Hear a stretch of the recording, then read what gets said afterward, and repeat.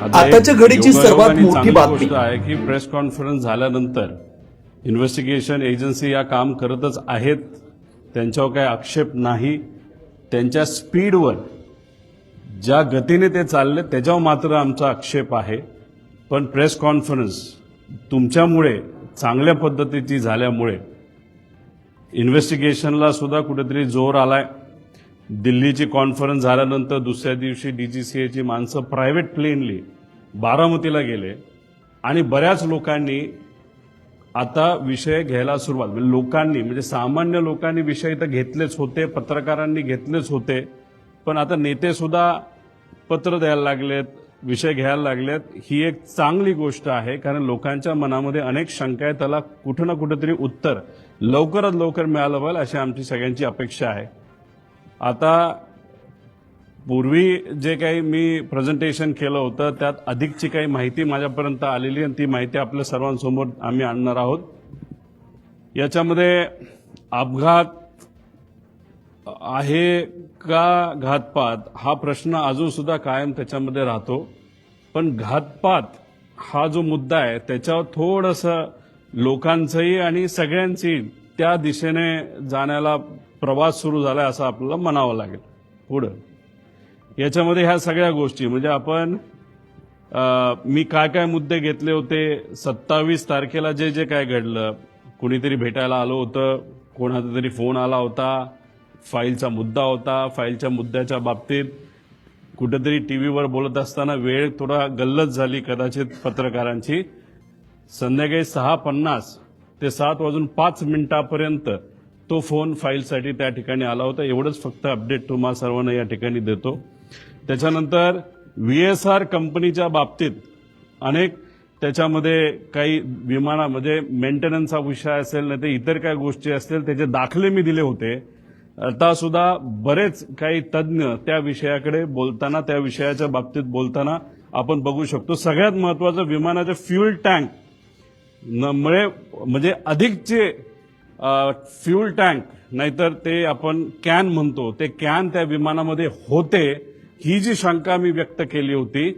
आजच काल परवाच एक नवीन व्हिडिओ आलेला आपण सर्वांनी बघितला, त्याच्यामध्ये अधिकचे स्फोट झालेले आहेत आणि त्या बाबतीत सुद्धा मी डिटेलमध्ये पुढे जाऊन आपल्या सर्वांना त्या ठिकाणी सांगतो. आणि ब्लॅक बॉक्सच्या संदर्भात मी एक शंका व्यक्त केली होती की उद्या जाऊन कदाचित हे व्हॉइस रेकॉर्डिंग नाही, हे नाही, ते नाही, असं काही कारण पुढे येऊ शकतील आणि ते आले तर नक्कीच घातपातकडे आपल्याला कुठेतरी बघता येईल असं मी बोललो होतो. नाही त्या दिशेने आपण बोलू शकतो.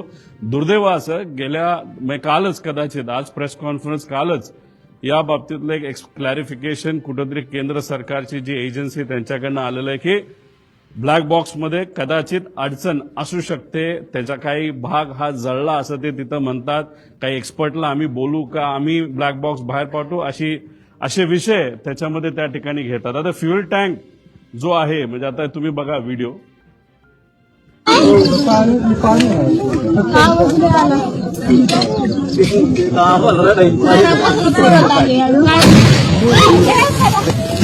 हा व्हिडिओ आहे,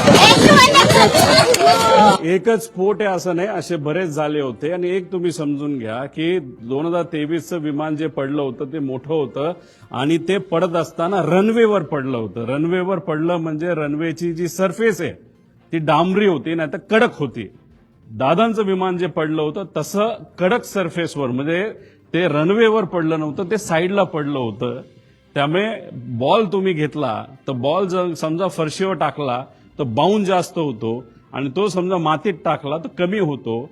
त्यामुळे तो जो इम्पॅक्ट आहे ॲज कम्पेअर्ड त्याची व्हेलॉसिटी आणि सगळ्या गोष्टी बघितलं तर जिथं दादांचं विमान पडलं तिथं ते कमी व्हायला पाहिजे होतं. पण स्फोट का झाला त्याचं मुख्य कारण जी शंका आम्ही घेतली होती ती नक्कीच कुठं ना कुठंतरी खरी ठरत आहे की नक्कीच त्या विमानामध्ये फ्यूल टँक अधिकचे होते. आणि फ्यूल टँक कुठं असतं की जिथं टॉयलेट असतं म्हणजे जो विमानाचा शेवटचा भाग असतो तिथं ते ठेवण्याची जागा असती आणि त्याच्या मागच्याच बाजूला तिथं ब्लॅक बॉक्स असतो. म्हणजे हे जे म्हणतात की जळलंय नाही तर तिथपर्यंत आग गेली होती आणि त्याच्या पुढच्याच बाजूला म्हणजे पहिले कॅन पेटले आणि नंतर विमानाच्या पंखातलं पेट्रोल पेटलं असं आपल्याला म्हणता येईल.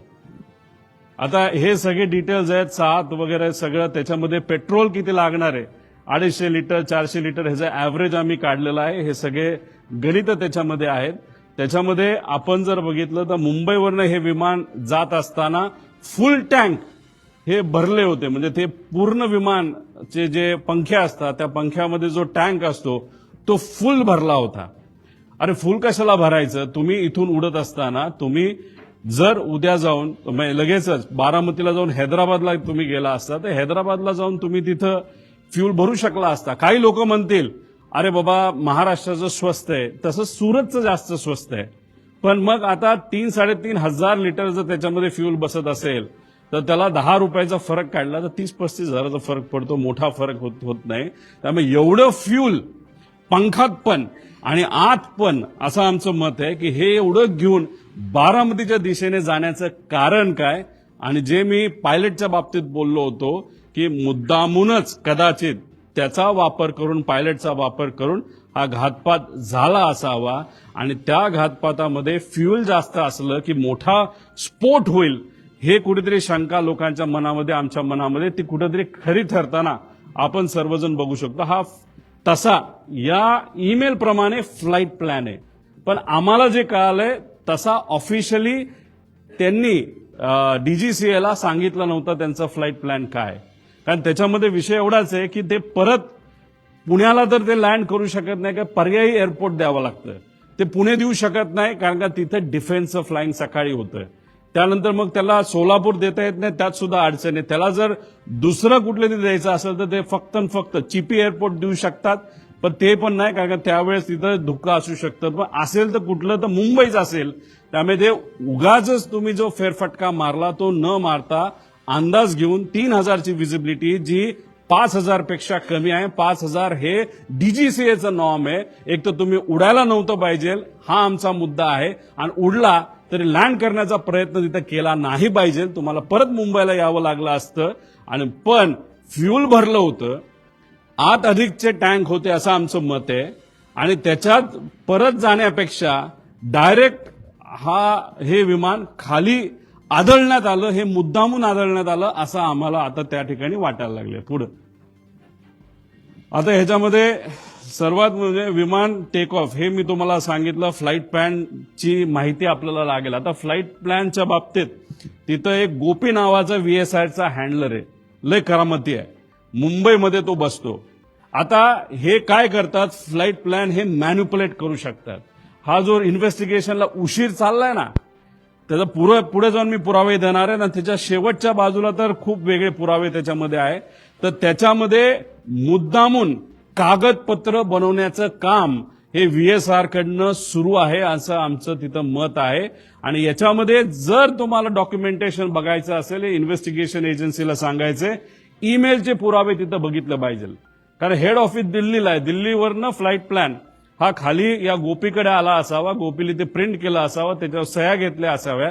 त्यामुळे फ्लाईट प्लॅन आणि हे सगळे डॉक्युमेंट आहेत हे कागदी डॉक्युमेंट न घेता सीसीटीव्हीच्या खाली केलेले त्या तारखेचा सीसीटीव्ही असणारे, नाही तर ईमेलचं प्रूफ त्याच्यामध्ये बघा. हे जे कागदपत्र आता ते सगळे मॅन्युप्युलेट करतील एका खोलीमध्ये बसून, कुपा करून कागदाला कागद जोडण्याचा प्रयत्न त्या ठिकाणी फक्त करण्यासाठी करू नका.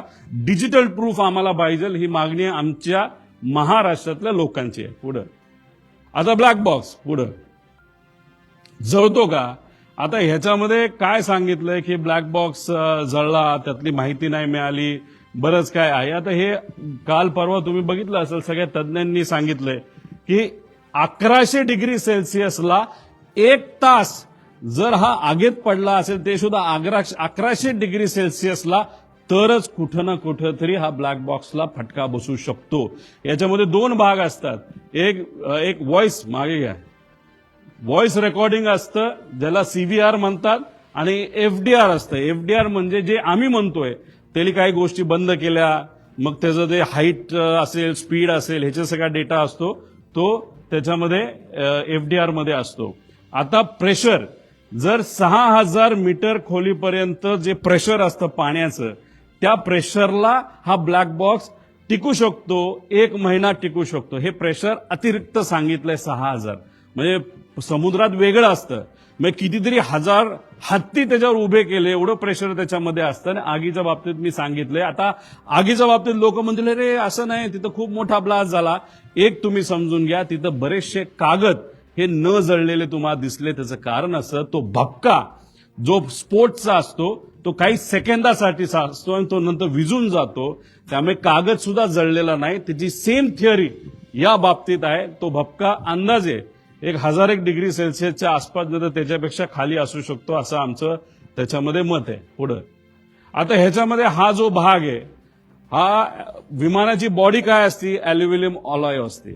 त्याचं मेल्टिंग पॉइंट किती आहे, 635 डिग्री सेल्सिअसचं मेल्टिंग पॉइंट आहे. म्हणजे अल्युमिनियम बॉडी, विमानाची जी बॉडी आहे ती 650 डिग्री सेल्सिअसला ती वितळून जाते. हे तुम्ही सगळ्यांनी तिथं नोट केलं पाहिजे. त्याच्यानंतर टायटेनियम, स्टेनलेस स्टील याचे हे बनलेलं असतं. हा बाहेरचा भाग आहे, हा टायटॅनियम आहे. हा किती डिग्रीला मेल्ट होतो, 1670 डिग्रीला मेल्ट होतो. त्यानंतर हे थर्मल इन्सुलेशन आहे.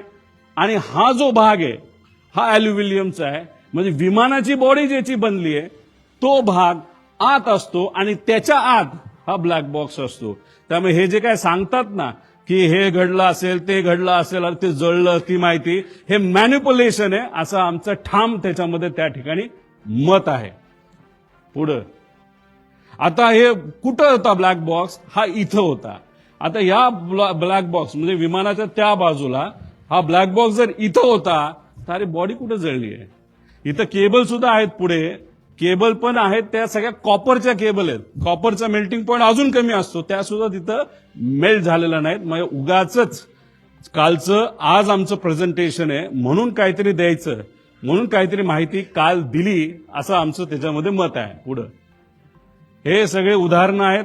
ह्याच्यामध्ये हे कुठलं तरी एमिरेट्सचं दिसतंय, एअर इंडिया दिसतंय, हे बँकॉकचं दिसतंय. ह्याच्यामध्ये सगळ्यात मध्ये सेम इंटेन्सिटी, सेम आग, सेम टेम्परेचर सगळं असताना ब्लॅक बॉक्स पूर्णपणे त्याच्यामध्ये मिळालेला आहे. पुढं आता हे बघा, इथं केबल आहे. केबल सगळ्या तुम्हाला दिसतील. अजून तुम्ही व्हिडिओ बघितला तर केबल तशाच्या तशा तुम्हाला दिसतील. ब्लॅक बॉक्स असेल अजितदादांच्या विमानाचा, आणि इथं सगळ्या केबल आहेत. आणि त्याच्या पुढच्या भागाला तिथं काय ठेवलं असेल तर 2 कॅन ठेवले असतील, असं आमचं मत आहे. ते शोधण्याची जरूरत आहे. 90 कोटी रुपये खर्च करून युनियन मिनिस्टर राम मोहन नायडू साहेबांनी काही महिन्यांपूर्वी एक लॅब इनॉग्रेट केली. आता एवढी हाय फंडू लॅब तुमच्याकडे असेल तर तुम्हाला बाहेर पाठवण्याचं काय कारण. बरं ठीक आहे, तुम्ही बाहेर पाठवत नाही तर ते या लॅबमध्ये इथंच भारतामध्ये बसून तुम्हाला माहिती काढता येत नाही का. ठीक आहे, टेक्निकल एजन्सीची मदत घ्या असं आम्ही सांगितलं होतं. तुम्ही सुद्धा आता म्हणताय की नाही आता आम्ही टेक्निकल एजन्सी फक्त टेक्निकल गोष्टीसाठी बाहेरच्या एजन्सीची मदत घेऊ, ते सुद्धा कॅनडाचं. त्या कंपनीचं नाव मी पुढे सांगतो. पुढं आता ह्याच्यामध्ये अजून एक माहिती आहे. इन्शुरन्स हा विमानाची किंमत किती आज, ते विमान जे होतं, जे आज असतं, तर त्याची ऍक्च्युअल किंमत 35 कोटीला ते घेतलं होतं. पण ज्या पद्धतीचं त्याचं इंजिनची क्वालिटी आणि काही आकडे आणि पॅरामीटर्स बघितले, ते आज 10 ते 15 कोटीला जास्तीत जास्त विकू शकले असते. इतकी वाईट परिस्थिती त्याची आहे.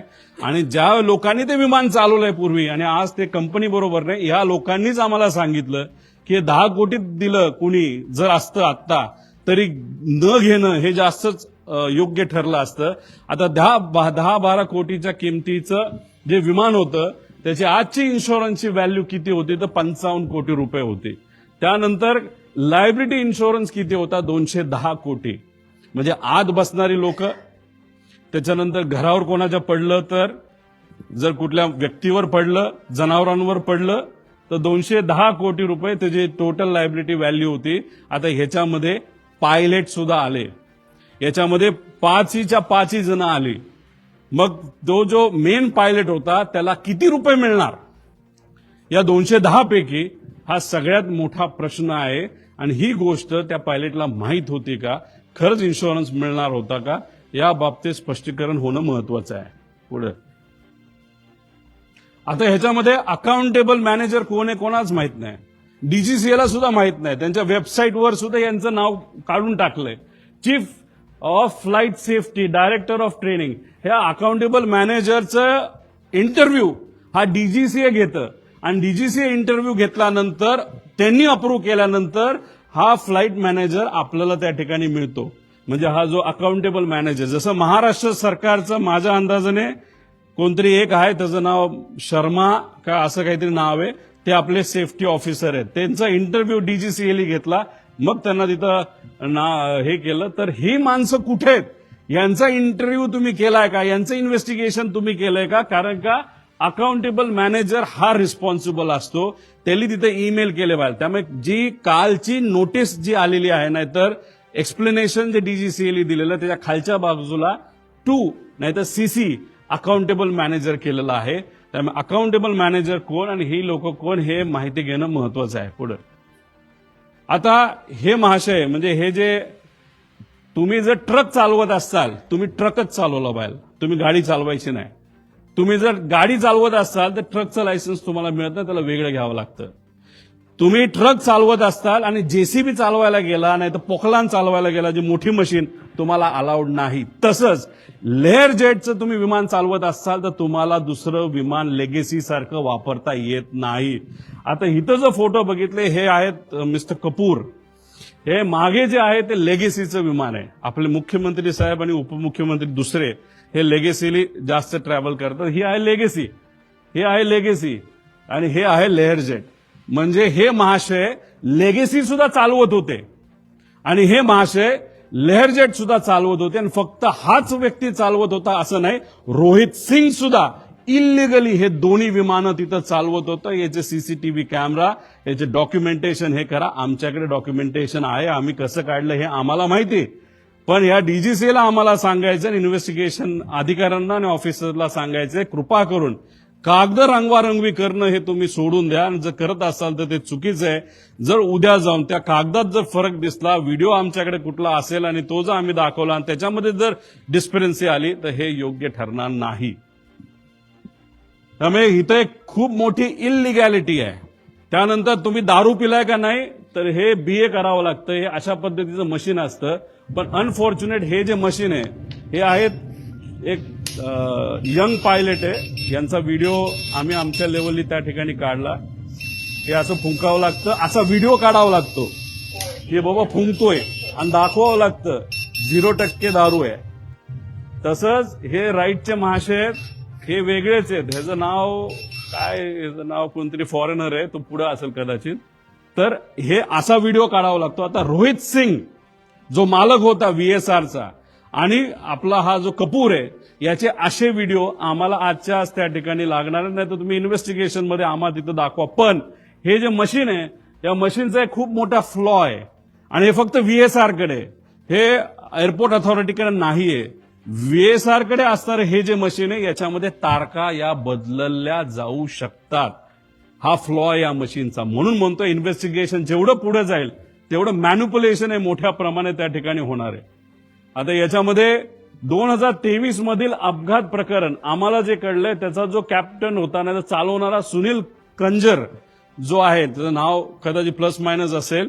जसा कपूर दोनदा त्याला स्थगिती मिळाली होती, त्याचं लायसन्स कॅन्सल झालं होतं दारू पिला म्हणून, तेव्हा हे 2023चं VSRचं मुंबईमध्ये जो ऍक्सिडेंट झाला त्याचा जो सुनील कुंजीर का कंजीर नावाचा जो व्यक्ती आहे, तर त्याचा सुद्धा त्या ठिकाणी दारूच्यामुळे ते दोनदा त्याचं लायसन्स कॅन्सल झाला तो, असं आम्हाला कळतं. म्हणजे जे जे कमर्शियल फ्लाय करतात, मोठी मोठी विमानं, एमिरेट्स, एअर इंडिया वगैरे, तिथं ज्यांना नोकऱ्या मिळत नाही ते सगळे, आणि काही चांगले पण लोक आहेत, खराब नाही, पण काय असे मोठे मोठे लोक सगळे इथं काम करतात. पुढं हे सगळे डॉक्युमेंट्स आम्हाला तिथं लागणार आहेत. आता हा कार्लोस नावाचा जो माणूस आहे गृहस्थ, हा व्हेनेझुएलाचा आहे. इंटरनॅशनल त्याचं लायसन्स आहे.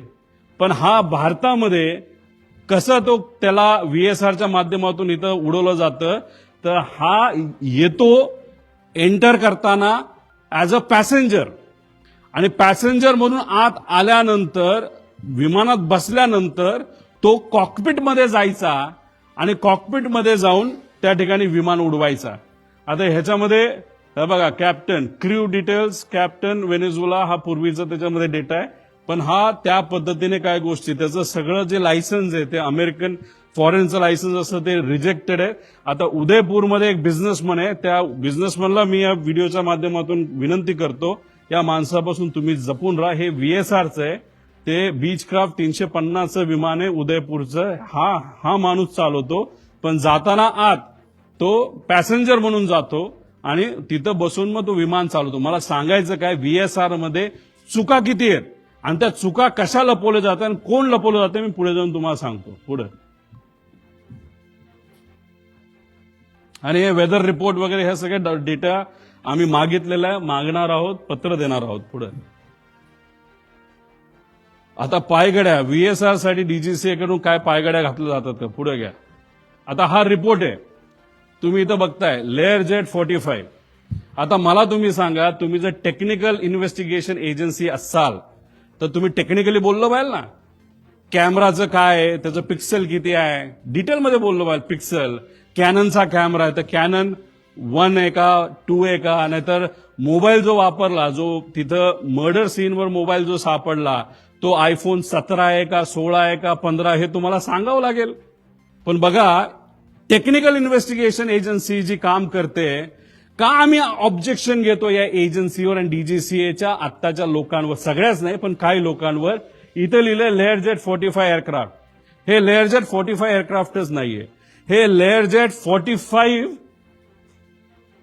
कुठे रे XR हे विमान आहे. हे आहे लेअर जेट 45 जे अजून सुद्धा उडते. हे 1 स्टेप पूर्वीच आहे आणि हे विमान आहे अजितदादांचं, हे आहे XR. हे अमेरिकेतून बाय केलं होतं. पुढे मी तुम्हाला डिटेल्स देतो. म्हणजे एजन्सी, कालचा रिपोर्ट तुम्ही वाचून बघा DGCAचा, त्याच्यामध्ये सुद्धा त्यांनी लेअर जेट 45 दिलंय. फक्त आम्ही म्हणतोय XR आहे आणि ते खरंच XR आहे. हे वेबसाईट ही त्या VSRची वेबसाईट आहे आणि अमेरिकेवरून ते विमान घेतलं, त्याचे डिटेल्स पुढे जाऊन बघितले, ते सुद्धा XR आहेत. म्हणजे तुम्ही टेक्निकल एजन्सी असताना, तुम्ही टेक्निकल इन्व्हेस्टिगेशन करत असताना तुम्ही जर मॉडेलच चुकवत असाल तर तुमच्यावर आम्ही विश्वास कसा ठेवायचा.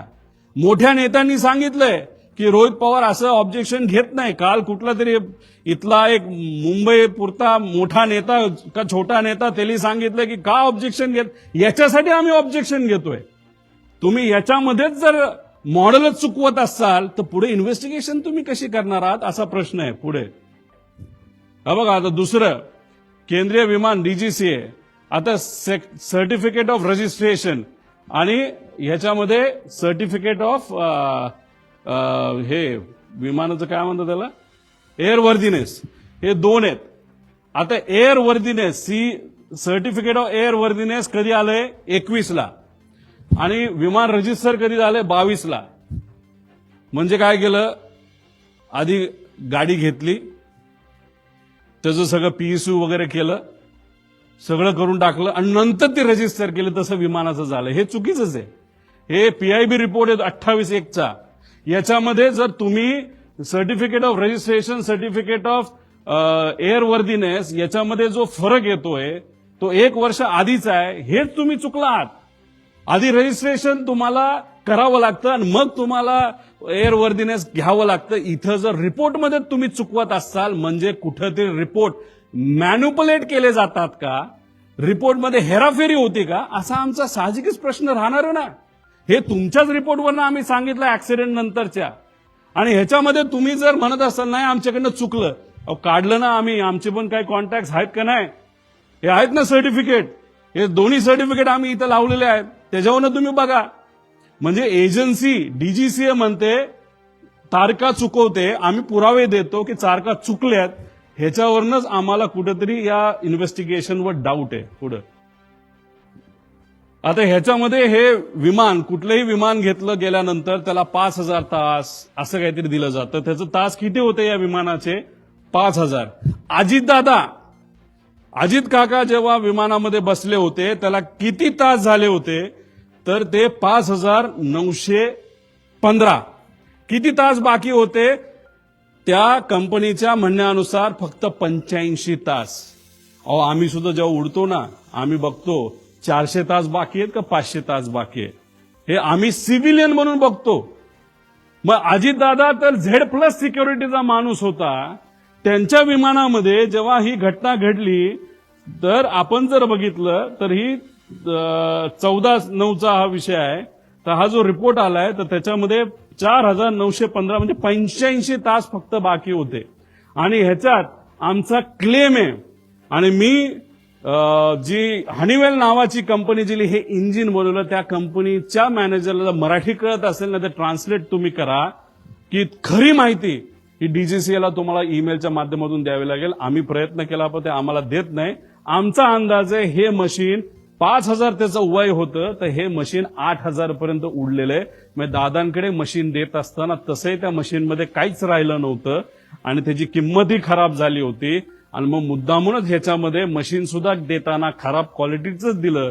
नुकसान होताना कमी व्हावं आणि हा अपघात का घात हा प्रश्न तर त्याच्यामध्ये राहतो.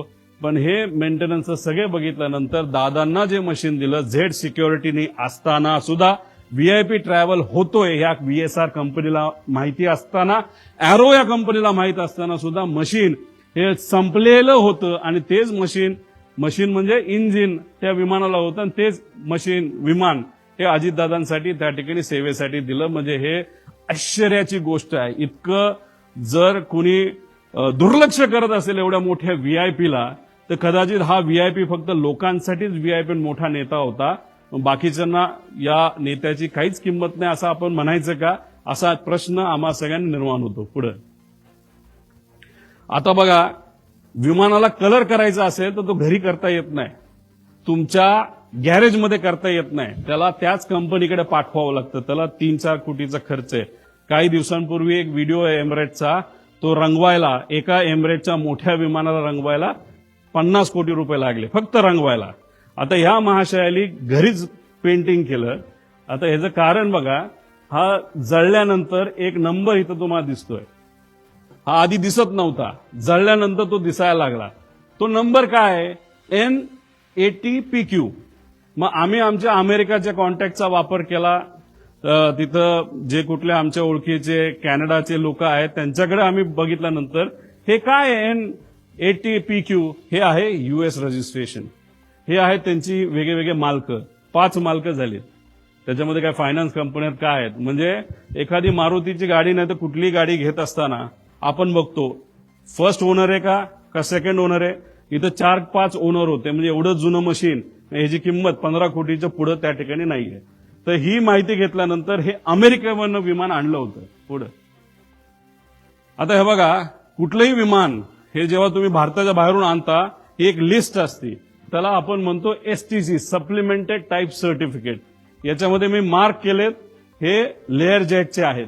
पण याचा सखोल STCचा आम्ही अभ्यास केल्यानंतर एक मी फार जबाबदारीने हे स्टेटमेंट करतोय, लेअर जेट हे विमान भारतामध्ये रजिस्टरच होऊ शकत नाही.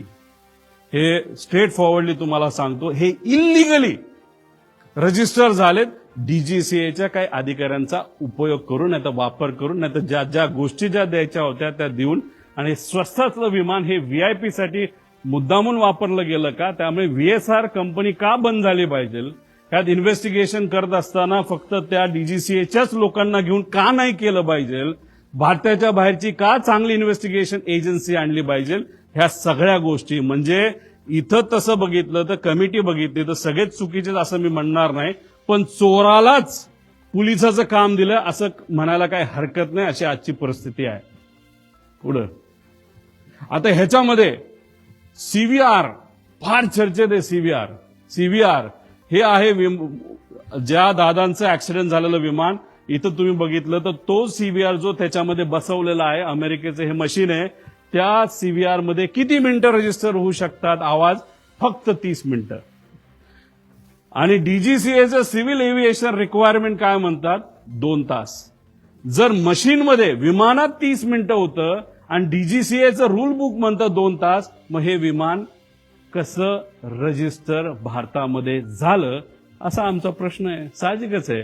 काय लोक म्हणतील 30 मिनिटं, आता आपल्याला गोंधळ करता येईल. अजिबात नाही. ऍक्सिडेंट झाल्यापासून 30 मिनिटं तो एक फायदा आपल्यामुळे आहे. म्हणजे शेवट 30 मिनिटांमध्ये काय झालं हे आपल्याला बघता येईल. आणि खास करून शेवटच्या 1.5 मिनिटांमध्ये काय झालं हे सगळ्यात जास्त महत्वाची गोष्ट आहे. त्यामुळे हे 30 मिनिटाची लाईफ असताना 2 तास गव्हर्नमेंटचं नॉर्म असताना हे रजिस्टर कसं झालं असा आमचा प्रश्न आहे पुढे.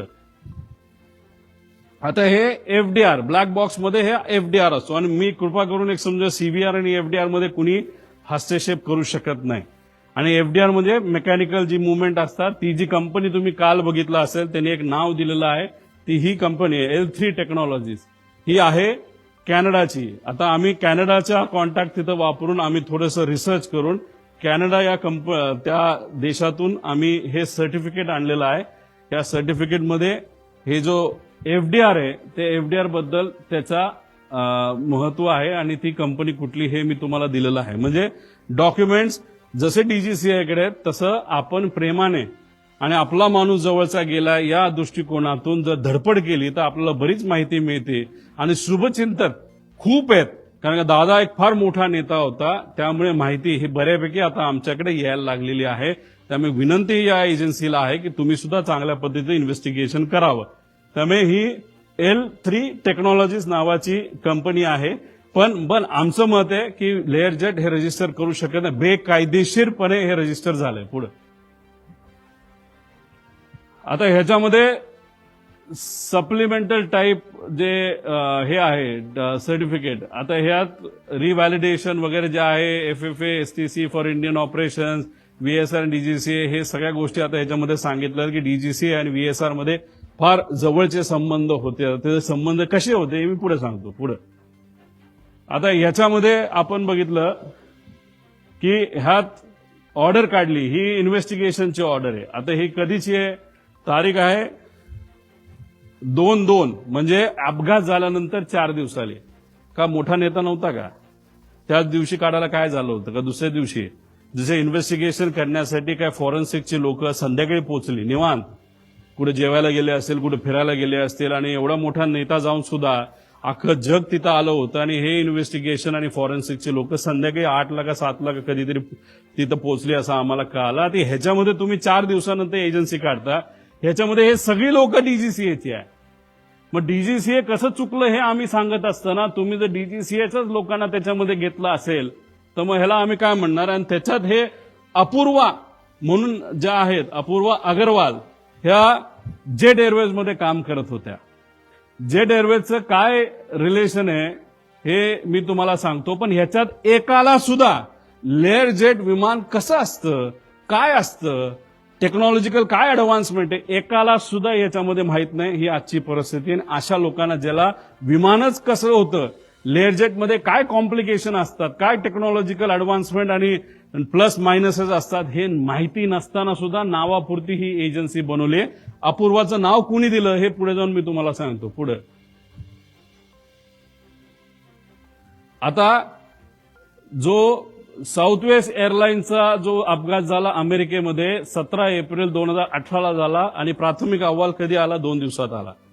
आज 20वा का 22वा दिवस आहे. काल काहीतरी द्यायचं म्हणून काहीतरी फालतू त्यांनी दिले त्यात सुद्धा मॉडेल त्यांनी चुकवलेलं आहे. मग हे जे काय आहे हे काय म्हणायचं की दादांचं एवढं महत्व नाही का. मग सत्तेचा वापर करून जे कोणी त्यांच्याबरोबर होते पूर्वी खूप काम केलेलं आहे या लोकांनी सत्तेचा आणि ताकदीचा वापर करून करा ना इन्व्हेस्टिगेशन पटपट. प्रिलिमिनरी रिपोर्ट यायला एवढा वेळ काय लागतो. आमच्यासारखा बिना बॅकग्राऊंडचा बिना सत्तेचा माणूस जर एवढी माहिती काढू शकतो आणि तुम्ही 22 दिवस लावताय की बाबा ह्या एजन्सीला काम द्या त्या एजन्सीला काम द्या. काय कारण आहे हे इन्व्हेस्टिगेशन पुढे जात नाही का.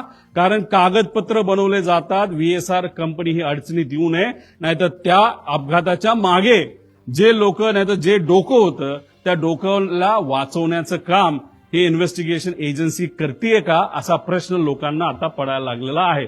2 दिवसात तो रिपोर्ट यायला पाहिजे अजून आलेला नाही. पुढे CIDचा रिपोर्ट आणि ह्याच्यात मागे जा मागे 15 तारखेपर्यंत रिपोर्ट द्या असं सांगितलंय बघा कुठेतरी. कुठे कुठेतरी लिहिलंय मध्ये हे बघा 15 फेब्रुवारी. आज किती तारीख आहे 18. काय दिलं काल आणि त्याच्याच बरोबर खाली लिहिलं बघा अकाउंटेबल मॅनेजमेंट ऑफ VSR. अरे कोण आहे अकाउंटेबल मॅनेजर कोणाच माहित नाही. मग नुसतं दाखवायचं म्हणून दाखवलं. मग अकाउंटेबल मॅनेजरला तुम्ही घेतलं का ताब्यात नाही घेतलं. मेंटेनन्स मॅनेजरला घेतलं नाही घेतलं. पुढे घ्या आता हे सगळ्यात महत्वाचं आहे, हे नोट करा. आम्ही बघत होतो की व्हीएसआर कंपनीवर कारवाई का होत नाही, व्हीएसआर कंपनीवर कारवाई का होत नाही. ह्याच्या खोलात गेल्यानंतर आम्हाला कळालं की रोहित सिंग नावाचा जो व्हीके सिंगचा मुलगा आहे, भारी भारी गाड्या आहेत त्याकडे, गाड्या घ्यायला काही हरकत नाही. 5 स्पोर्ट्स कार आहेत, एका गाडीची किंमत 7 कोटी असेल, 35 कोटीच्या तर गाड्या आहेत त्याच्या. मुंबईचं त्यांचं जे डेलचं जे गेस्ट हाऊस आहे त्याच्या खाली 1-2 गाड्या लावल्यात, बाकी कुठे ते आम्हाला माहित नाही. या रोहित सिंगचं लग्न होतं 1.5-2 वर्षापूर्वी मॅरियट जयपूरला, राजस्थानमध्ये. तिथं कोण कोण गेलं होतं, कोणाकडे फोटो, आमच्याकडे काही लोकांकडे फोटो ते माझ्यापर्यंत आले नाहीत, पण येतील, पण ते मी वापरणार नाही, कारण कधी कधी आपण लग्नाला जात असतो. आमचं हे म्हणणं नाही की घातपात करणारे लोक तिथं गेले होते, नाही तर आमचं जे ऑब्जेक्शन ते अजिबात नाही. आमचं फक्त म्हणणं आहे व्हीएसआर वर इन्व्हेस्टिगेशन का होत नाही, त्याचं कारण कदाचित असं असू शकतं की रोहित सिंगच्या लग्नामध्ये बरेच महाराष्ट्रातले सुद्धा सत्तेतले काही लोक, नेते, काही माजी मंत्री सुद्धा या निगडीत असणारे, आणि काही दुसऱ्या राज्यातले, त्यातलं एक राज्य आम्हाला कळलंय ते म्हणजे आंध्र प्रदेश. आंध्र प्रदेशचे टीडीपी या पक्षाचे प्रमुख नेते, ते कोण मी सांगणार नाही, पुढच्या काही ह्याच्यामध्ये मी मला माहितीये का, तर 100% माहितीये. टीडीपीचे एक प्रमुख नेते त्या लग्नाला, रोहित सिंगच्या व्हीएसआरचा जो मालक आहे त्याच्या लग्नाला राजस्थानला हे गेले होते. मग व्हीएसआरच्या मालकाच्या मुलाच्या लग्नाला तुम्ही तिथं जाता, आणि आज व्हीएसआर या कंपनीवर जेव्हा ऑब्जेक्शन घ्यायचं असतं, त्याचे ऑपरेशन बंद करायचे असतात, तेव्हा तिथं मंत्री महोदय, टीडीपी या पक्षातले, या देशाचे जे एव्हिएशन मिनिस्टर आहेत, ते कुठेतरी म्हणतात no safety concern with Learjet aircraft VSR venture aviation minister. का ऑब्जेक्शन आम्ही नाही घेतलं पाहिजे? का दादांचा अपघात झाल्यापासून, का घात झाल्यापासून आतापर्यंत या राज्याचे सुद्धा मंत्री व्हीएसआरली प्रवास करतायत का? का आतापर्यंत इतर राज्यांमध्ये सुद्धा व्हीएसआर चालू आहे का? प्रश्न आहेत ना. आमचं धडधडीत डायरेक्ट म्हणणं आहे की सत्तेतले बरेचसे लोक हे व्हीएसआरच्या मालकांच्या निगडीत आहेत. काही लोकांचे व्यवसाय आहेत. हैदराबादचा एक कुठला तरी मोठा व्यावसायिक आहे, तो कोणाच्या जवळ आहे याच्या खोलात सुद्धा मी जात नाही, व्हीएसआरच्या नावाली आहेत. आणि आज सत्तेत जे लोक आहेत त्याच्या जवळ असणारा तो माणूस आहे, आणि कदाचित त्या माणसाकडे तिकडं त्या भागातलं एक छोटस पोर्ट सुद्धा असावं त्या राज्यातलं, फक्त एकच आहे, बाकी कुठले पोर्ट त्याचे नाहीत. मग कोण आहे हा माणूस? तिथं कोणाची सत्ता आहे? आणि ती सत्ता तिथं त्या ठिकाणी असताना त्या टीडीपी या पक्षाचे नेते जर रोहित सिंगच्या लग्नाला तिथं जात असतील, आणि टीडीपीचाच नेता आज जर तिथं एव्हिएशन मिनिस्टर असेल, आणि व्हीएसआर कंपनी आतापर्यंत बंद होत नाही, त्याचे ऑपरेशन तसेच चालू राहतात, कागदपत्र त्या ठिकाणी रिअलाइनमेंट करणं, नाही तर त्याचं मॅन्युप्युलेशन करणं, असं आमचा त्याच्यामध्ये म्हणणं आहे. आणि आज रोहित सिंग आहे कुठं?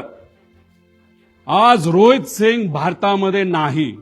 अपघात झाल्यानंतर मायामी अमेरिकेमध्ये तो गेलाय. त्यांची दुबईमध्ये सुद्धा कंपनी आहे, अमेरिकेमध्ये सुद्धा कंपनी आहे. ही सगळी विमानं टप्प्याटप्प्याने हे दुबईच्या आणि अमेरिकेच्या कंपनीमध्ये ट्रान्सफर केली जातील. आज आम्ही सगळे दुःखात आहोत, आज आम्ही तिथं लढत आहोत, पण ज्या कंपनीच्या माध्यमातून हा घात झाला, नाहीतर हा अपघात झाला, त्याचा मालक मात्र आज भारतात नाही. त्याला कुणी मदत केली बाहेर जाण्यासाठी? कुणी त्याचा तिथं इन्व्हेस्टिगेशन लगेच करून त्याला लगेच ताब्यात घेऊन लगेच तुम्ही इन्व्हेस्टिगेशन नाही तर त्याचं तिथं चर्चा करून आणायला पाहिजे होती. पण हे माशे गेले कुठं? तर मायामी अमेरिकेमध्ये त्या ठिकाणी गेलेले आहेत. आता ही बातमी एक ग्रेट आंध्रा नावाचा पेपर आहे, AP minister bought private jet, त्या जेटचं मला पॅटर्न सुद्धा माहिती आहे, त्याचं मॉडेल सुद्धा मला माहिती आहे, ते कोणाचं आहे हे तिथले लोक आपल्या सर्वांना त्या त्या ठिकाणी त्या त्या राज्यात सांगतील. माझं मत आहे की या व्हीएसआर कंपनीला मुद्दामून वाचवण्याचा प्रयत्न केला जातोय. एवढा मोठा माणूस, महाराष्ट्राचा नेता गेल्यानंतर सुद्धा या सत्तेत असणारे काही लोक मुद्दामून या मालकांना वाचवत आहेत. म्हणजे दादा गेले याचं दुःख यांना नाही, पण पैसा आपला वाचला पाहिजे, मैत्री आपली टिकली पाहिजे, या अनुषंगाने व्हीएसआरला मदत करतात.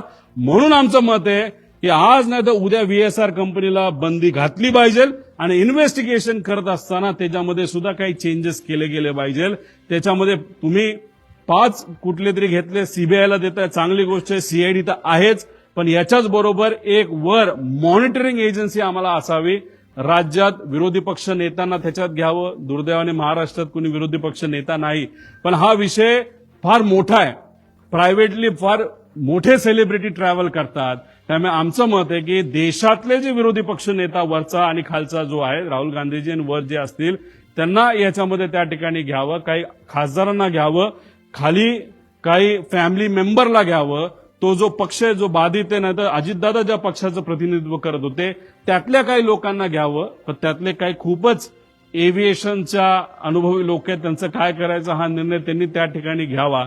मग अशा पद्धतीने आणि जज, एक्स जज याच्यामध्ये घ्यावा आणि ही मॉनिटरिंग एजन्सी तुम्ही तिथं घ्यावी आणि ह्याच्या अंडर सीबीआय अंडर मतलब सीबीआय जो काम करेल तो रिपोर्ट बघेल, सीआयडीचा रिपोर्ट बघेल, एक एक्सटर्नल एजन्सीचा रिपोर्ट बघेल, पण हे केल्याशिवाय याच्यामध्ये पारदर्शकता येणार नाही असं आमचं ठाम मत आहे. मॅरिटचं तुम्हाला सांगितलं ते आम्ही तारखा पण काढू, काही फोटो आमच्यापर्यंत आलेत, काही डॉक्युमेंट्स आमच्याकडे आलेत, कोण कसं काय, फक्त ते आता वापरलेलं नाही कारण का मला ह्याच्यात राजकारण आणायचं नाही. पण एक गोष्ट आहे की काही लोक मुद्दामून याच्यात राजकारण आणि मैत्री आणतायत आणि पैसा आणि इन्व्हेस्टर पण मी देऊ शकतो, पण इन्व्हेस्टरच्या खोलामध्ये मी जाणार नाही. इन्व्हेस्टरचं काय डायरेक्ट रिलेशन असेल असं नाही, पण इन्व्हेस्टर मोठे मोठे असल्यामुळे शेकडो कोटीचा विषय असल्यामुळेच कदाचित या कंपनीला वाचवलं जातंय. त्यामुळे त्या इन्व्हेस्टरला मला म्हणायचं तुम्ही खूप मोठे आहात, हजारो कोटी तुमच्याकडे आहेत. आमचा काका, आमचे दादा त्याच्यामध्ये गेलेले आहेत. 100-200 कोटीसाठी हे इन्व्हेस्टिगेशनला कृपा करून कुठल्या नेत्याचं नाही तर कोणाचं वजन टाकून तुम्ही हे मॅन्युप्युलेट करण्याचा प्रयत्न त्या ठिकाणी करू नका. कारण की इन्व्हेस्टिगेशन एजन्सी काम करेलच, पण आम्ही काय शांत बसू असं जर तुम्हाला वाटत असेल तर आम्ही शांत बसणार नाही, कारण आमचा काका, आमचा नेता याच्यामध्ये गेलेला आहे. पुढे आता मुख्य पायलट सुमित कपूर याच्यामध्ये हे सगळे आम्ही विषय त्याच्यामध्ये मागितलेले आहेत.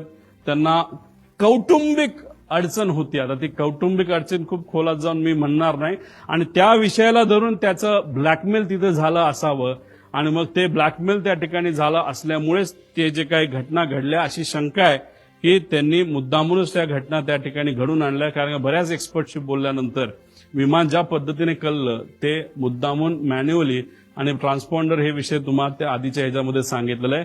याच्यात खोलात जाऊन चर्चा करायची जरूरत आहे. पण त्यांना दारू प्यायची खूप सवय होती. जेटमध्ये असताना त्यांचा पगार 10 ते 12 लाख होता, पण आता या कंपनीमध्ये आल्यानंतर कारण त्यांचं लायसन्स बंद झालं होतं, ते 3 वर्ष बंद होतं. कोविडच्या काळामध्ये त्यांना काम मिळालं नाही. 5 वर्ष ते बिना पैशाचे होते, नाही पगाराचे होते, आणि त्यानंतर लेअर जेटमध्येच त्यांना संधी का दिली? कारण लेअर जेट बघतच नाही काय की कोण कसला आहे आणि काय, कोणाला काय अनुभव आहे, कोण कुठं दारू पिला होता का काय वेगळं केलं होतं. आणि लेअर जेटमध्ये आल्यानंतर त्यांचा पगार 12 लाखावरनं 3.5 लाखावर आला, आणि त्यात 25,000 रुपये का 20,000 रुपये प्रत्येक एका विमानाच्या फेरीला त्या ठिकाणी ते वापरायचे. असे जर 10 फेऱ्या केल्या तर 2.5 लाख आणि 3, 3.5 म्हणजे 6 लाखाचा पगार त्याच्यामध्ये होता. 5 वर्ष पगार नसल्यामुळे आणि हा पगार मोठ्या प्रमाणात कमी झाल्यामुळे आणि मोठे मोठे विस्कीचे ब्रँड त्यांना प्यायला त्या ठिकाणी लागायचा, त्याचा खर्च जास्त असल्यामुळे आणि व्यक्तिगत एक कुठला तरी विषय ज्यामुळे ते डिप्रेशनमध्ये होते, आणि ह्या सगळ्या गोष्टीचा उपयोग घेऊन त्यांच्यावर प्रेशर टाकून कुणी ब्लॅकमेल करून काय घटना घडली का असं आमचं डाऊट आहे. हे क्लिअर करणं महत्वाचं आहे. पुढे रोहित सिंग शोधा आता ह्या माणसाला, कुठे आहे तो, कुठे आहे, कोणाचा मुलगा आहे, मुलगा तो VK सिंगचाच आहे. त्याच्यामध्ये डीजीसीएचे काय रिलेशन आहे, डीजीसीएच्या बद्दल तो काय म्हणायचा, कुछ भी हो मॅनेज होता है, कर सकते है, कुछ प्रॉब्लेम नाही, कसं कसं मॅनेज केलं याचे पूर्ण डॉक्युमेंट आहे. पण हे प्रेझेंटेशन मग 2 तास जाईल, या खोलात झालं नाही. माझ्या अंदाजाने हा कुठेतरी मायामी, फ्लोरिडा, युनायटेड स्टेट, म्हणजे आपण, तुम्ही पत्रकार, आम्ही सर्वजण जमिनीवर आहोत. दादांना काय झालं हे शोधतोय. लोक शोकांतिक आहेत, काय झालं दादांचं हे ते विचार करतात. हे माशे मायामीला बीच साईडला बसून काय तिथं करतात देवाला डोळे. मग कसं जाऊन दिलं ह्याला तिकडं, का जाऊ शकला, का ह्याची एन्क्वायरी नाही झाली, असे डाऊट येतात ना.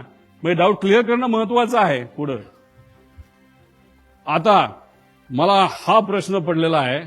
हे महाशय आहे समित ठक्कर, खूप खोलात नाही. त्यांनी काय टाकलंय, मी एकदा ट्रॅव्हल केलं होतं. मी मुंबईमध्ये दिल्लीला बोलत असताना तुम्ही बघितलं असेल, मी बोललो की मी आणि माझ्या बरोबर एक सेलिब्रिटी खेळाडू बारामतीला लँड होऊन तिथून मी माझ्या मतदारसंघात गेलो होतो. मी धडधडीत बोललो होतो.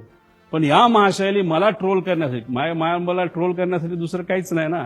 मग हे तू स्वतः ट्रॅव्हल करत असताना तुला काय कळलं नाही का?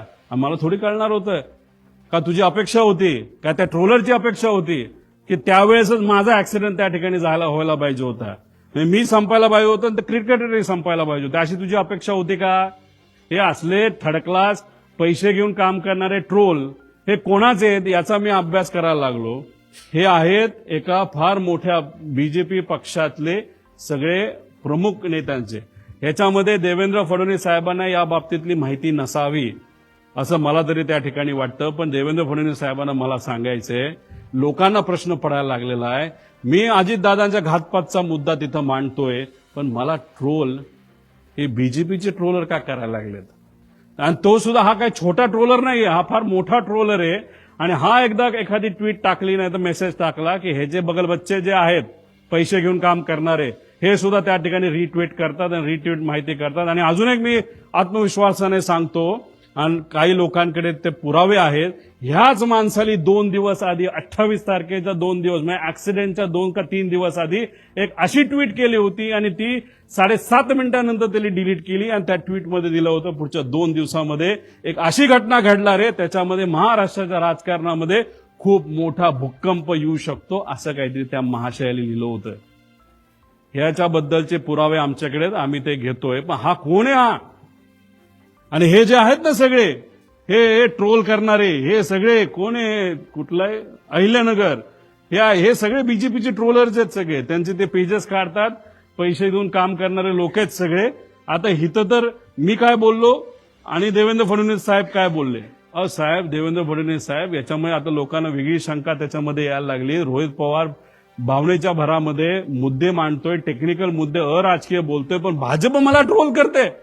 मग ट्रोल करायचं कारण काय, असा प्रश्न आता लोकांना त्याच्यामध्ये पडायला लागलेला आहे. त्यामुळे तुम्ही तुमच्या होम मिनिस्ट्रीचा वापर करून आता या ठक्करला तर आम्ही काही सोडणार नाही, समित का कोण आहे त्याची माहिती आम्ही काढल्याशिवाय राहणार नाही. पण असे जे ट्रोल आहेत हे आज मला ट्रोल का करतायत, एक परसेप्शन करण्याचा प्रयत्न करतायत की मला वेड लागलंय.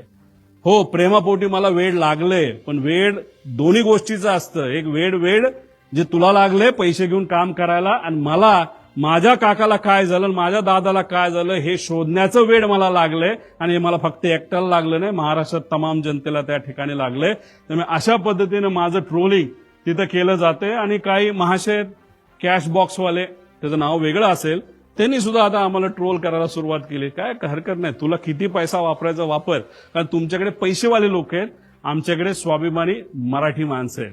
आणि त्या लोकांना आम्हाला सांगायचं आहे की ठीक आहे, तुम्ही मला पाण्यात बघता का काय, पण एक समजून घ्या, माझे आजोबा फार मोठे आहेत, माझे काका मोठे होते, आणि मी रोहित पवार आहे, आणि मी या महाराष्ट्राचा स्वाभिमानी नागरिक आहे. आणि माझ्याबरोबर दादांची एन्क्वायरी करण्यासाठी मागणी करणारे महाराष्ट्राचे तमाम स्वाभिमानी नागरिक आहेत. हे असे चिरकुट पैसे घेऊन काम करणारे ट्रोल या ठक्कर का कोण आहे त्याच्यासारखे नाहीत. त्यामुळे हे लोक मला ट्रोल करतात, याच्यावरनं लोकांना आता वेगळ्या शंका यायला लागलेल्या आहेत. पुढं बाळ झालं ना, काय राहिलं का? हा, या पुढं. अरे पुढे घे ना, काय राहिलं काय? हो, आधार कार्डची माहिती. म्हणजे आता बघा, मी इथं मरमरून मीडियाचा वापर, मीडियाच्या चांगल्या पत्रकारांचा उपयोग करतो, काय अधिकारी काय माझी आहे, आणि माझा वेगळा सोर्स आहे अमेरिकेत, इकडं तिकडं सगळी माहिती आम्ही काढतोय. मला माहिती मिळायला केवढी अडचण आहे बघा. पण आता मी ज्या विमानाने ट्रॅव्हल केलं, ज्या सेलिब्रिटी बरोबर मी ट्रॅव्हल केलं, त्या विमानात ट्रॅव्हल करताना जी इन्फॉर्मेशन, जे आमचे डॉक्युमेंटेशन प्रूफ हे एअरपोर्ट अथॉरिटीला आम्ही देत असतो विश्वासाने की हा आमचे प्रूफ आहे, हो आम्हीच ते आहोत, हे आम्ही विश्वासाने तिथं देत असतो. ती सगळी माहिती या ट्रोलरला दिली जाते. एअरपोर्ट अथॉरिटीचा असं कोण आहे का एअरपोर्ट अथॉरिटीचे लोक ट्रोलरला माझ्याबद्दलची माहिती देण्यासाठी तिथं करतात? सगळी माहिती, फक्त माझी नाही, त्या सेलिब्रिटी क्रिकेटरची सुद्धा माहिती दिली. अरे लाजबीज वाटते का नाही? म्हणजे आम्ही कष्ट करून माहिती काढतो आणि या ट्रोलरला फुकटात माहिती तिथं जर मिळत असेल तर याच्या मागे वेगळी अजून शक्ती आहे का, असा सुद्धा प्रश्न इथं निर्माण झाल्याशिवाय राहत नाही. आणि मग हे एअरपोर्ट अथॉरिटी असू शकतं, VSR असू शकतं, काय म्हणजे आम्ही इथं वेगळी इन्फॉर्मेशन मागतोय आणि आमच्या ट्रोलरला कुणीतरी ऑथेंटिक आणि सिक्रेट इन्फॉर्मेशन हे ट्रोलरला, ते सुद्धा भाजपच्या ट्रोलरला दिली जाते. याच्यावरनं शंका 100% आता आमच्या मनामध्ये त्या ठिकाणी निर्माण व्हायला लागली. पुढे आता हु इज श्वेता सिंग याचा थोडासा अभ्यास करावा. थोडक्यात तुम्हाला सांगतो, या आपल्या महाराष्ट्राच्या सुनबाई होत्या, आता नाहीयेत, त्या DGCA मध्ये काम करतात. फार मोठ्या फॅमिलीमध्ये त्यांचं लग्न झालं होतं आणि आज जो सत्तेत पक्ष आहे मोठा, त्याच्या निगडीत असणारी ही कुटुंब होतं. त्या कुटुंबामध्ये फार भावनिक गोष्ट झाली, ती कधीच आपण विचार करू शकत नाही, याचा अंदाज तुम्हाला आहे. आणि या आज त्या DGCA मध्ये बसून त्यांच्या कॉन्टॅक्टचा वापर करून हे फार मोठ्या प्रमाणात तिथे एक रॅकेट चालवतात. आणि त्या ज्या मगाच्या अपूर्वाचं नाव घेतलं त्या एअर इंडिया आपलं जेटमध्ये होत्या, या सुद्धा जेटमध्ये होत्या आणि ह्यांनीच त्यांना त्या समितीमध्ये टाकलंय असं आमचं मत आहे. यांचा रिसर्च, तुम्ही जर रिसर्चवाले पत्रकार असाल तर त्या करा, पण आमच्या या इन्व्हेस्टिगेशनमध्ये, नाही हे इन्व्हेस्टिगेशन चालू असताना श्वेता सिंगला तिथं ठेवू नका अशी आमची जाब मागणी आहे. कारण या वेल कनेक्टेड आहेत आणि ह्यांचा संपर्क फार वरच्या लेवलला पोहोचलेला आहे. त्यामुळे या व्यक्तीला त्या DGCA मध्ये न ठेवणं हे महत्वाचे. आणि चौकशी समितीबद्दल मी तुम्हाला काय गोष्टी सांगितलं आणि CBIची चौकशी केली जाते, CID आहे, पण CIDचा रिपोर्ट कुठे आहे? CID आतापर्यंत काय केलं, कुठला CCTV घेतला, हे रिपोर्ट येणं महत्वाचं आहे. सांगा ना तुम्ही लोकांना, पब्लिकला येऊन आतापर्यंत आम्ही हे केलं ते केलं, आणि त्या पद्धतीने माहिती लोकांपर्यंत यायला काय हरकत आहे? CBIची मागणी करत असतील तर त्याचा अर्थ दिल्लीकडे त्यांनी त्या ठिकाणी बघितलं असावं. दिल्ली आता CBI आणि बाकी एजन्सीला घेतलं ते हे होऊ शकतं. आता ह्याच्यामध्ये बाकी आहेत. आता भारताकडे सरकारी विमान आहे 2004चं, हे 10चं होतं पडलेलं, 4चं सायटेशन XLS. आता हे विमान असून बंद पडले, वापरत नाहीत. आणि याचे 2 जे पायलट आहेत ते नुसते निवांत बसून असतात. आणि अजितदादांच्या बुकिंगमध्ये जो ग्रुप मी तुम्हाला सांगितलं एरोचा, त्याच्यामध्ये सुद्धा हे पायलट आहेत, सरकारी पायलट आहेत पगारावर, हे सुद्धा त्या ग्रुपवर आहेत. पूर्वी एक पायलट होते, ते रिटायर झालेत, त्यांचं नाव मला आठवत नाही, काय रे नाव काय असेल, ते स्वतः कर्वे म्हणून होते, स्वतः तिथं जायचे. समजा CM चाललेत, DCM चाललेत, मंत्री चाललेत, कर्वे साहेब स्वतः जायचे, सगळं चेक तिथं करायचे.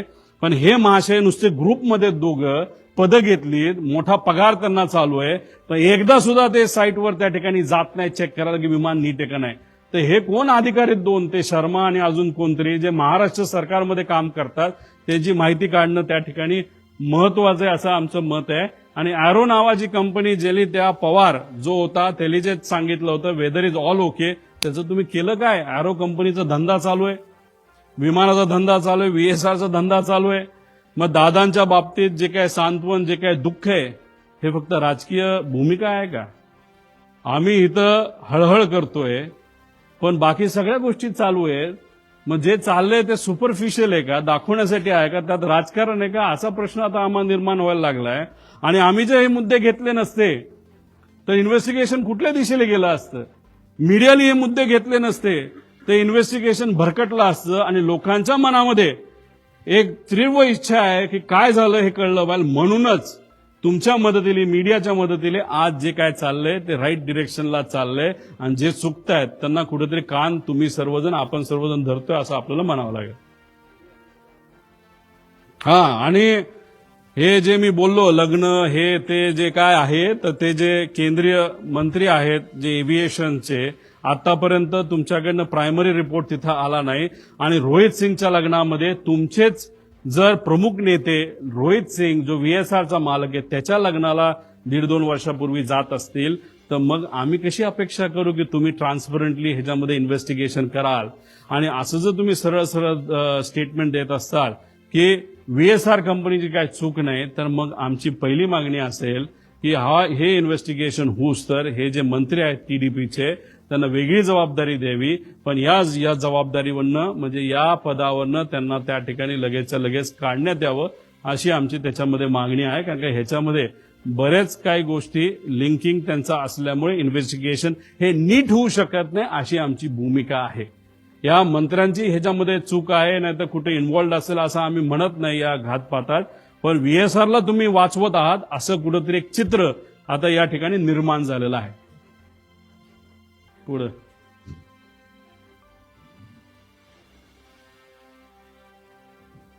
आता ह्याच्यामध्ये एक नवीन प्रायव्हेट विमानं काही एजन्सीली आणि कॅश बॉक्स जी कुठली कंपनी असेल याच्या मालकाला घेतले, त्याच्यामध्ये कोण कोण पार्टनर आहे हे सुद्धा आता येत्या काळामध्ये आपल्याला शोधावं लागेल. एक त्याच पक्षाचा कुठला तरी नेता पार्टनर आहे असं आम्हाला त्याच्यामध्ये कळतंय. आता हा घातपाताचं जे काही दृष्टिकोन आहे एक तुम्ही समजून घ्या. म्हणजे लोकांना प्रश्न पडलेला आहे ह्याच्यात खरंच राजकारण असेल तर जे काही विलिनीकरणाची चर्चा ही सुरू होती त्याच्यामध्ये दादांमध्ये आमच्यामध्ये काय चर्चा झाली हे आम्हालाच माहिती आहे. याच्यामध्ये एक चर्चा अशी असू शकते की आम्ही एनडीए बरोबर सत्तेत जाणार, आम्ही म्हणजे आमचा पक्ष, आणि ही गोष्ट काही लोकांना आवडत नसावी.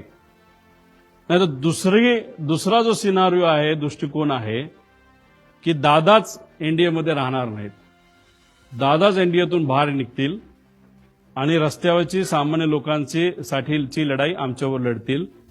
आणि हा दृष्टिकोन एका गटाला आवडला नसावा. त्यामुळे ह्याच्यामध्ये जर राजकारण असेल आणि ह्याला जर घातपात असं आपल्याला म्हणावं लागेल आणि राजकारण आणायचं असेल तर या दोन दृष्टिकोनापैकी एक दृष्टिकोन कुठला तरी असावा आणि त्या दृष्टिकोनाला पाठिंबा देणारा एक जो गट आहे तो याच्या मागे असू शकतो असंही आपल्याला त्या ठिकाणी म्हणता येईल. पण एक अजून जाता जाता एक सर्वात महत्वाची गोष्ट आहे की कदाचित जे जिल्हा परिषद पंचायत समितीचे अजितदादांच्या पक्षातले जे कुठले उमेदवार आहेत त्यांना हा मुद्दा कळेल. जेव्हा नगर परिषदचं इलेक्शन झालं होतं, नगर पंचायतचं इलेक्शन झालं होतं, महानगरपालिकेचं इलेक्शन झालं होतं, तेव्हा दादा सगळ्या गोष्टीचं नियोजन त्या ठिकाणी बघत होते. आजच्या राजकारणामध्ये काम करत असताना, इलेक्शन लढत असताना आपल्याला कशाची जरूरत असते तर आपल्याला मार्गदर्शक प्रमाणपत्र आणि कागदांची जरूरत असते. मार्गदर्शक कागद हे काय असतात हे कधीतरी मी नंतर त्या ठिकाणी आपल्याला सांगेल. पण एखादं मोठं इलेक्शन असेल तर मार्गदर्शक कागद हे जास्त लागतात, छोटं इलेक्शन असेल तर कमी लागतात. पण दादांचा हा अपघात होण्यापूर्वी सगळं नियोजन हे दादा करायचे. पण त्या कागदांचं मार्गदर्शक जे कागद आहेत त्याचं डिस्ट्रीब्युशन हे दुसरा कुठला तरी नेता करायचा. 28 तारखेला असंही आम्हाला कळतंय, आता कळतंय म्हणून आम्ही सांगतोय की या जिल्हा परिषद पंचायत समितीच्या इलेक्शनचं या मार्गदर्शक कागदांचं योग्य असं नियोजन त्या ठिकाणी झालं होतं. आणि निर्णय असा झाला होता 200 पट ताकद या मार्गदर्शक कागदांच्या माध्यमातून इथं लावली जाणार. सगळं ठरलं, सगळं झालं. दुर्दैवाने 28 ची घटना त्या ठिकाणी घडली आणि आम्हाला असं कळतंय की दादा नसताना या 200 पट ताकद जी लावली जाणार होती मार्गदर्शक कागदाच्या माध्यमातून फक्त 50 पटच ताकद त्याच्यामध्ये लावली. 150 पट ताकद कमी लावल्यामुळे सुद्धा ते जे उमेदवार आहेत ते कुठंतरी काही गोष्टींच्या बाबतीत कमकुवत पडले आणि एकटे पडले दादा नसताना, अशी ती चर्चा आहे. त्यामुळे 150 पट ताकद का कमी लावली आणि कुणी लावली ह्याच्यामध्ये सुद्धा आपल्याला त्या ठिकाणी खोलात जावं लागेल. असे अनेक आहेत. आणि मी काय राजकारण करतो असं नाही, आजपर्यंत राजकारण करत असलो असतो, जे बोललो ते खोटं निघालं असतं. पण जे मुद्दे मांडले, कारण शेवटी इन्व्हेस्टिगेशन करत असताना टेक्निकल इन्व्हेस्टिगेशन इज इम्पॉर्टंट आणि त्याच्याच बरोबर जर क्रिमिनल इन्व्हेस्टिगेशन आपण करतोय तर त्याच्यामध्ये एक दिवस आधी काय घडलं, एक महिना आधी काय घडलं, कोण कोणाला भेटलं, नंतर काय घडलं, कोण कसं वागतंय, कोण किती भावनिक आहे, कोण कुठल्या विषयामध्ये एखाद्या महत्वाच्या विषयामध्ये चर्चा करत असताना कोण कुठल्या भावनेतून त्या ठिकाणी बोलतोय, हे सगळ्या गोष्टी जर आपण बघितल्या तरच त्याला राईट इन्व्हेस्टिगेशन आपण म्हणू शकतो. त्यामुळे आमची मागणी आहे की याच्यात क्रिमिनल इन्व्हेस्टिगेशन सुद्धा त्याच्यामध्ये त्या ठिकाणी व्हावं आणि टेक्निकल इन्व्हेस्टिगेशन तर व्हावंच, पण टेक्निकल इन्व्हेस्टिगेशन मध्ये काय चूक आहेत हे मी तुम्हाला आधी सांगितल्यामुळेच याच्यामध्ये मोठे रिस्ट्रक्चरिंग करण्याची त्याच्यामध्ये त्या ठिकाणी जरूरत आहे. पुढे आता याच्यामध्ये काही इतर मागण्या आहेत ज्यांना मी या परिवाराला भेटलो, कपूरच्या परिवाराला मी भेटू शकलो नाही, पण शांभवी पाठक यांच्या परिवाराला मी भेटलो. त्यांची एक व्यक्तिगत मागणी आहे जी सत्तेतले लोकच पूर्ण करू शकतील. कृपा करून त्या पाठक परिवाराला सत्तेतल्या काही लोकांना थोडा वेळ काढून त्यांना भेटणं महत्वाचं आहे. त्याची मागणी समजून घेण्यासारखी आहे आणि दिल्ली गव्हर्नमेंटच्या माध्यमातून त्यांची ती मागणी पूर्ण होऊ शकते. म्हणून मी आपल्या माध्यमातून त्या लोकांना जे सत्तेत आहेत त्यांना विनंती करतो. विदीप जाधव यांच्या मुलांचं शिक्षणाची जबाबदारी आम्ही घेतली, तो विषय तिथं संपलेला आहे. पण त्याच्याच बरोबर त्यांच्या पत्नी या ठाणे महानगरपालिकेमध्ये कॉन्ट्रॅक्टवर काम करतात. एकनाथ शिंदे साहेबांना आम्ही भेटूच, पण या प्रेस कॉन्फरन्सच्या माध्यमातून त्यांच्या नेत्यांना आणि एकनाथ शिंदे साहेबांना आणि श्रीकांतभाऊ शिंदेंना मी विनंती करतो की त्यांना परमनंट जर आपल्याला करता आलं या संवेदनशील विषयाच्या माध्यमातून, ते फार महत्वाचं त्या ठिकाणी ठरू शकतो. पिंकी माळी यांचा भाऊ यांना कॉन्ट्रॅक्टवर आम्हाला एका ठिकाणी नोकरी देता आली, जेवढं जमलं तेवढं, पण शेवटी तिचा याच्यामध्ये त्या ठिकाणी अपघात झालेला. ती आज त्या परिवाराबरोबर नाही. त्या परिवाराला आर्थिक दृष्टिकोनातून सबलीकरण करण्याचा फार मोठा वाटा त्या मुलीचा होता, युवतीचा होता. ती आज त्या परिवाराबरोबर नाही. त्या मुलाला परमनंट जर काय करता आलं, चांगला पगार जर तिथं देता आला, तर त्या बाबतीत सुद्धा तिथं विचार करण्यात यावा. कारण पिंकी माळींना शिकवण्यासाठी त्या टॅक्सी चालक वडिलांनी, मुलगी असली तरी 50-60 लाख रुपये खर्च करून तिला शिकवण्याचा प्रयत्न केला आणि शिकवलं सुद्धा. पण दुर्दैवाने ही घटना त्या ठिकाणी घडली. त्यामुळे त्या परिवाराला सुद्धा मदत त्या ठिकाणी करण्याची जरूरत आहे. त्याच्याच बरोबर नंतर आम्ही अधिवेशनामध्ये विषय मांडूच. अजितदादांची नावं कुठल्या कुठल्या वास्तूला, कुठल्या कुठल्या गोष्टींना त्या ठिकाणी दिली जावीत, ह्या आमच्या मागण्या येत्या काळामध्ये त्या ठिकाणी असतील. पुढं आणि जस्टिस फॉर अजितदादा हॅशटॅग या पद्धतीने अख्खा महाराष्ट्र विचारतोय काय खरं घडलं 28 तारखेला, 28 तारखेच्या आधी.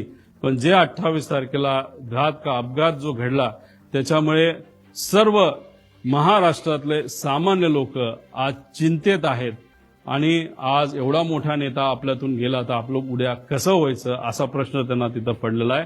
पण जस्टिस फॉर अजितदादा या पद्धतीने आम्ही सर्वजण आणि शुभचिंतक असे अनेक जण आम्ही सगळेजण मिळून या विषयासाठी, या इन्व्हेस्टिगेशनसाठी, हे इन्व्हेस्टिगेशन योग्य पद्धतीने व्हावं आणि आयुष्याच्या आमच्या स्वतःच्या शेवटच्या काळामध्ये जेव्हा आम्ही या विषयाकडे लक्ष देऊ तेव्हा आम्हाला कुठेतरी एक समाधान असेल की अजितदादांच्या घात का अपघाताच्या बाबतीत योग्य असं इन्व्हेस्टिगेशन व्हावं. यासाठी महाराष्ट्राच्या जनतेने, पत्रकारांनी आणि माझ्यासारख्या एक सामान्य कार्यकर्त्याने सुद्धा यासाठी पुढावा घेतला.